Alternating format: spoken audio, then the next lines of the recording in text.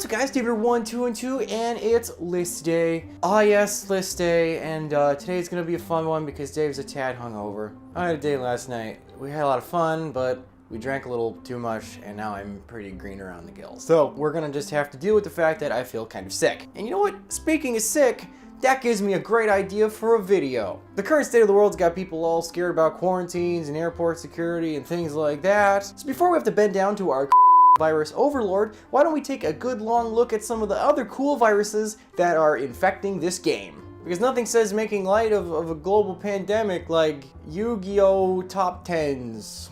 I'm gonna preface this list with, this is all in good fun, but seriously guys, wash your damn hands. Like, you know, we all laugh at this, it's fun and stuff, but like, you know, as long as we're all careful, we'll be fine. Just, you know, take it seriously, but like, stop freaking out, wash your hands. Does that mean the next list is top 10 toilet paper Yu-Gi-Oh! Car? Top 10 hoarding? But yes, let's look at our top 10 professional sick boys in Yu-Gi-Oh!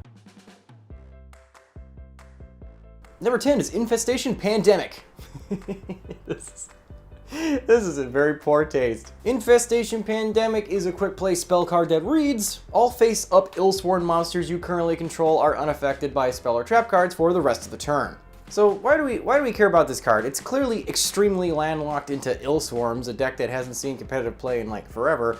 Well, it's because it's searchable by Ophion. Ophion is your Ill-Swarm rank 4 that has the amazing effect. While this Xyz monster has Xyz material, your opponent can special summon monsters of level 5 or higher. In the right meta, this is a very, very powerful floodgate monster, and the fact that it is a rank 4 means it's extremely accessible from the deck as long as the deck you are playing is Ill-Swarms. You can detach one material from this card to add one infestation spell or trap card from your deck to your hand. So the obvious synergy here is you play your big locky down boy, and then you search Pandemic so that you can then set that, and it helps you protect him from any of your opponent's outs to the floodgate.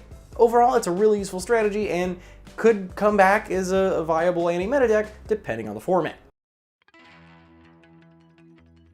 Number 9 is Tribe Shocking Virus. This level 4 Water Thunder monster that is extremely strangely typed has the following effect. You can banish one monster from your hand, destroy all face-up monsters with the same type as the banished monster. Okay, so his cost is a little lame. Banishing a card out of your hand isn't great. You'd rather it be a discard, so at least in your graveyard for some graveyard setup. But certain decks can use the banish, and I believe this card was actually pretty useful in Duel Links because in like a mirror match type deal, it is pretty solid at getting rid of problem monsters. And the fact that it does kind of let you pick and choose what it's blowing up is inherently kind of interesting. I'm not really sure why they call this a virus card though, other than its obvious association with another card on the list, but it's just like, they look more like sea mines, I don't know. Here we go, Pandemic Dragon. Here's a card you probably have never heard of, but I think it's kind of neat, and if nothing else, its card design is clever because it does what you'd think it would do, considering that it is some sort of sick dragon.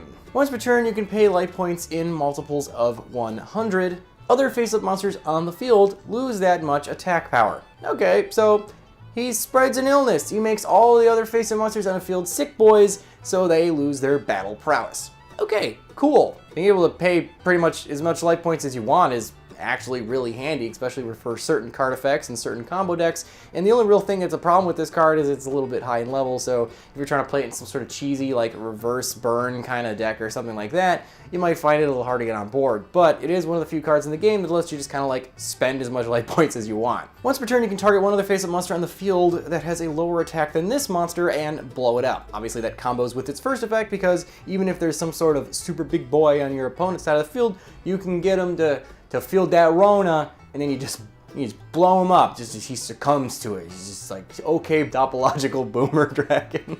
If this card is destroyed by battle or card effect, all other face-up monsters on the field lose 1,000 attack. So even if your opponent gets rid of your flying disease bag dragon, he does not go down silently into the night. Nope. His bloated disease corpse explodes like that rot fiend from The Witcher.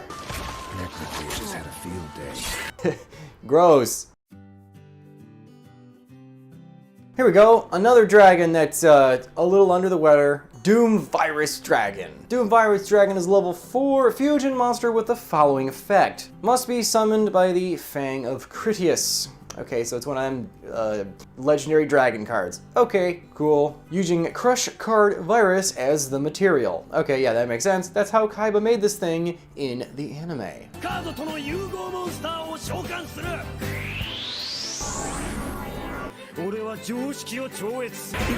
Nice. If this card is special summoned, look at your opponent's hand, all cards they control, and every card they draw for the next 3 turns. Destroy any of those cards that are monsters with 1500 or more attack power.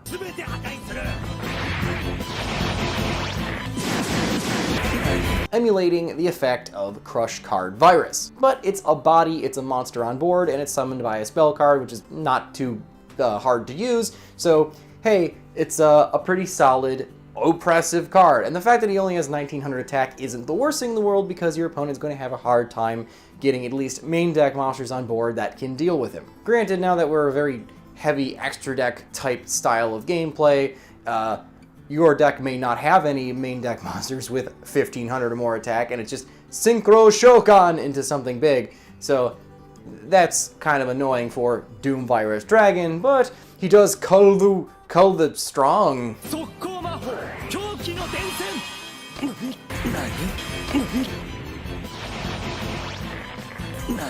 Interesting. Grinning Grave Virus. Yeah, now we actually get into some of the pathogens that are actually infecting some of these sick boys. Grinning Grave Virus does the following effect. Tribute a dark monster with 3000 or less attack power. Your opponent destroys 1 card of their choice from their hand or deck for every 500 attack multiples that that monster had. So if you had 2000 attack power, you destroy 4 cards. And you can destroy all monsters for the next 3 turns at anything your opponent draws if the monster you tributed had 2000 or more attack. So yes, you could just normal summon something with like 1500 attack level 4 and pop that to make them destroy 3 cards out of their hand or deck, but it gets its biggest, most stereotypically virus card effect if you do sack a bigger monster. Which is cool, because the bigger the monster you sack, up to 3000, means the more the card works. So you are getting lots of benefits for getting rid of a monster that was presumably hard for you to get on board. Also, cards destroyed by this card's effect do not activate their effects the turn they are sent to the graveyard. So this gets around some of the problems where like, oh, thanks, buddy, for destroying cards out of my deck, I just get a bunch of effects. The last thing you want to do is try to get your opponent's deck infected by a virus. No, my cards! Only to find out that they I don't know. I don't know a real life analogy where getting sick would actually be a positive thing. They're asymptomatic and ends up just being like a vaccine, helping them out. That's a rough analogy, Dave. But overall, what a fantastically cheeky card. This card is cheeky. The headache's real. Big energy, big energy. Full Force Virus. Again, another pathogen card. What do? This normal trap card reads, tribute 1 dark monster with 2000 or more defense. Defense this time. Look at your opponent's hand, all monsters they control, as well as the cards they draw for the next 3 turns, and you destroy any cards among those that are monsters with 1500 or less defense. Full Force Virus is actually a pretty solid card, and in some ways, especially in modern Yu-Gi-Oh!, might even be better than OG Crush Card. Because back in the day, Crush Card was pretty broke because everyone was playing like main deck beatdown for the most part, so knocking out all your strong guys pushes you at a very bad disadvantage. However, nowadays there's like, you know, most people's decks are like a bunch of low powered material meant to make an extra deck monster. A lot of them tend to have pretty lousy defense, so this thing could be extremely detrimental. It also can kind of double as old Crush Card, because a lot of times those big beaters that like Crush Card was trying to get rid of had high attack power but low defense, so they could still be like level 4 and normal summonable. So this thing even kind of works as like an OG Crush Card, which is also kind of neat. Could you imagine if there was a bunch of little bats just floating around in your bloodstream making you feel ill? This is what the pathogens look like for that illness that makes you a vampire in like video games. It looks like this. Deck Devastation Virus. Ah yes, nothing like getting a good case of Deck Devastation Virus. Are you surprised that most of this list are just the virus trap cards? I'm surprised that you're surprised. Tribute a Dark Monster with 2,000 or more attack power. Look at all the cards they control, look at their hand, and all the cards they draw for like the next 3 turns, and destroy all monsters with 1,500 or less attack. So again, this works a little bit like Full Force Virus, but instead of defense, it's attack, and it does the other end of the spectrum that Crush Card used to do. I mean, these all just kind of do the same thing, just nuke your opponent's resources before they get to use them. I don't know what else to say about it. The artwork's pretty cool. Wiggly Germs. Number 3 is Plague Spreader Zombie. Ah yes, Cheek Spreader Zombie is one of the best tuners in the game. Oh yeah. Even still, and it's solidly the best tuner in Duel Links. I'm pretty sure. I can't think of anything else off the top of my head. A tuner that lets you recur itself from the graveyard? Sounds like synchro spam to me. Now that we're getting Master Rule 5, or revision, or whatever the hell you want to call it, Plague Spreader Zombie can finally function again like he used to. If this card's in your graveyard, you can top deck 1 card from your hand, and then special summon this from your graveyard, but it is banished when it leaves the field, so you just don't keep doing this. Unless you have something that prevents banishing, then you can loop it. Top decking is a lame way to pay cost, unless of course you're running cards like Rank Up Magic, the 7th one, Mahad, I don't know. Weird stupid cards where you have to draw, sack them to like get them to work. This is a good way of top decking those things. Or if, I don't know, you're playing like something like Spiral, I don't know why you would put Plague Spreader Zombie in a Spiral deck. I'm just talking to make a point. You could top deck your Spiral Resort so that when your master plan gets sent to graveyard, her full effect resolves, and because this is technically in your deck. There's weird things you can do to make that advantageous, even though on its surface that sounds like a pretty lame thing to have to do. Not only that, but he does have his own like package of synchro monsters that can be made just with him. None of them are particularly good, however, it's at least kind of cool that you have that option. Yay!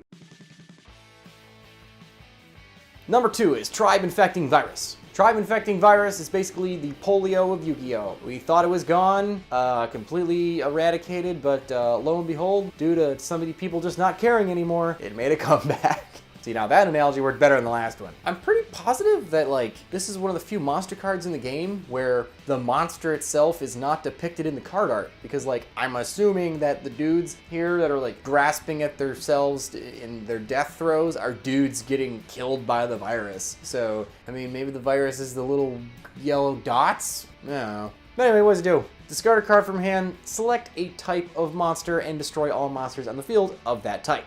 Yes, this is basically what Shock Infecting, what the hell was it called? The Sea Mine card. Sea Mine. This is basically that, but better, because you discard a card instead of banishing it, means it's now in your graveyard, so if it's like something like a Destiny Hero Malicious, it's nice and cozy where it wants to be. Also, it's not a hard once per turn, so you could use this card to discard your whole hand. It's also a water, so if you're playing like Atlanteans, you can get cheeky with that. Honestly, it's a pretty solid card, and I really honestly think the reason why it doesn't see more play is because, like, I don't know, you have to blow your normal summon on it, and there's not a lot of decks built around it, so it's a little cumbersome to use. But the card's actually fantastic, and there's really nothing wrong with it, even though it's a little antiquated. Is it a little high on the list for what it actually does? Of course, but I couldn't pass up a chance to make the polio joke. I really made a joke about polio, and that makes me a bad person.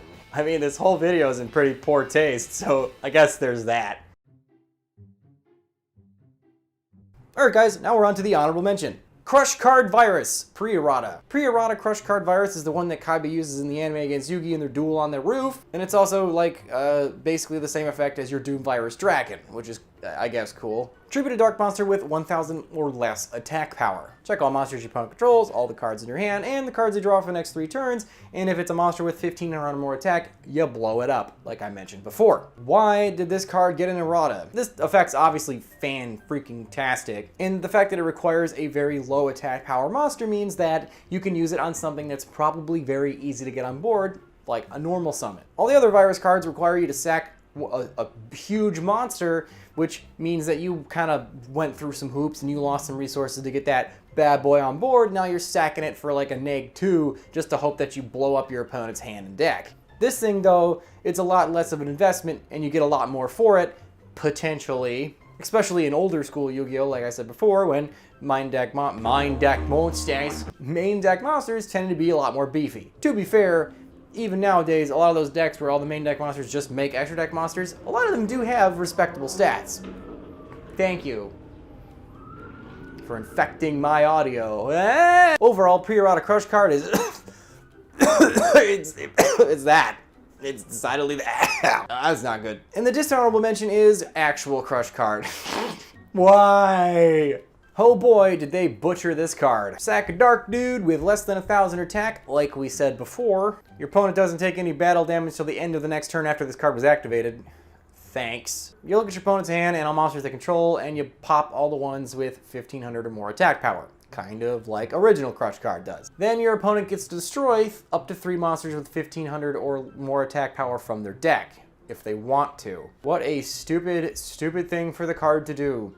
You're giving your opponent a free 3 Foolish Burials. And it's not even mandatory. It's like, oh, well, I'm a combo-based deck, and I can't put any of my garnets into my graveyard because it screws up my combos. No, because this is not mandatory for your opponent to do, so if it hurts their deck for some odd reason, they would just choose not to do it. But if it helps them, then it's like Cosmos, and then they get a bunch of effects, because it's not just a send to graveyard, it is a destroy, so there might be some cheesy interactions that happen with that, which is probably why Grinning says that you can't use their effects, because they realize that this stupid effect tends to just actually help your opponent. Granted, you're nuking their board, but you can't utilize it because you can't do any battle damage to them. So you're just giving them some graveyard setup, and they're gonna like rebuild their board next time, now that they basically get to sit on it and not have to worry about getting OTK'd. What'd they do to you, buddy?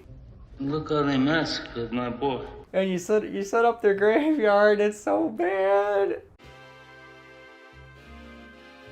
Thank you so much, guys, for watching the video. If you guys want to help support the channel, check out my links down in the description below. I've got links to the Discord, Facebook, and Patreon if you want to get in touch with me, help with the lists, things like that. Or if you want to save some money, you can head over to MetaMat's website, use my code TROLLMeta at checkout. You can save 10% off a custom cloth playmat like one of these bad boys. Or if you want to waste your money on expensive cardboard, use my TCG player link in the description below and put off your financial obligations.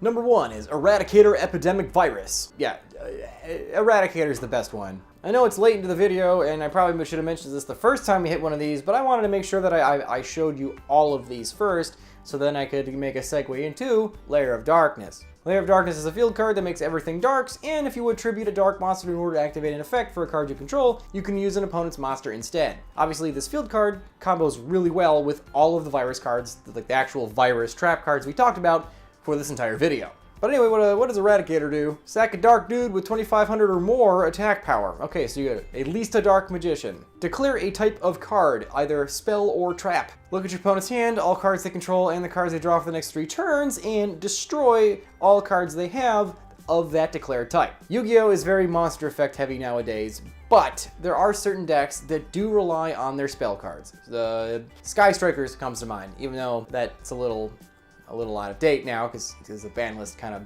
kicked him in the groin. I don't know you! Who's next?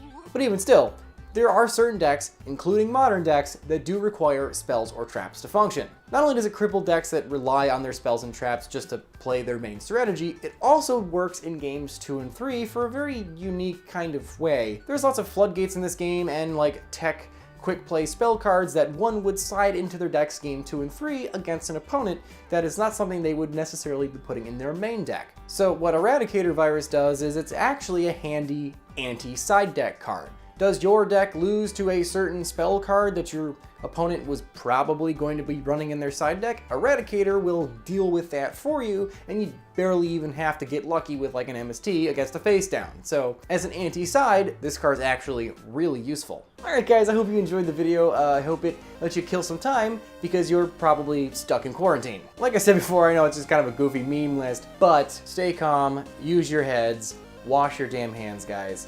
It's serious enough to worry about, but it's not serious enough to like buy all the toilet paper. What are you doing? So remember guys, stay safe, stay clean, wash your hands, and remember guys, if you don't troll the better who will. I will see you guys, hopefully next time.